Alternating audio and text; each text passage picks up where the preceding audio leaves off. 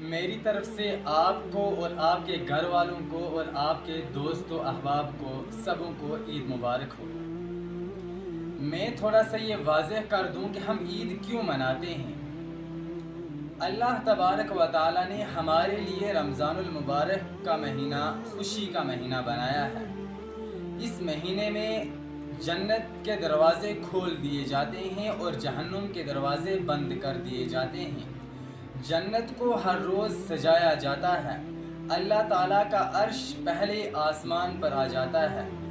ایک فرض کا ثواب 70 فرضوں کے برابر کر دیا جاتا ہے اور ایک نفل کا ثواب ایک فرض کے برابر کر دیا جاتا ہے، اور یہ سلسلہ 29 دن تک چلتا رہتا ہے۔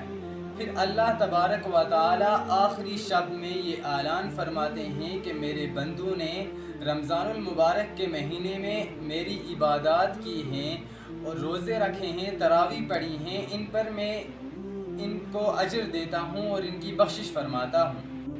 اور پھر ہم سب مل کر اللہ تبارک و تعالی کی بارگاہ میں 2 رکعت شکرانے کے نفل پڑھتے ہیں کہ اللہ تبارک و تعالی نے ہمارے گناہوں کو معاف کیا اور جنت کو ہم پر واجب کیا اور جہنم کو ہم پر حرام کر دیا۔ اس عید کے موقع پر میں آپ سے اپیل کروں گا کہ ہم سب جھوٹ کو چھوڑ دیں، دھوکے بازی کو چھوڑ دیں، ظلم کرنا چھوڑ دیں، ہم لوگ انصاف کا ساتھ دیں، نہ ظالم بنیں اور نہ ظالم کا ساتھ دیں۔ الصلاۃ وما ملکت ایمانکم، میری امت نماز کو نہ چھوڑنا اور میری امت کے غریب اور نادار لوگوں کے ساتھ اچھا سلوک کرنا۔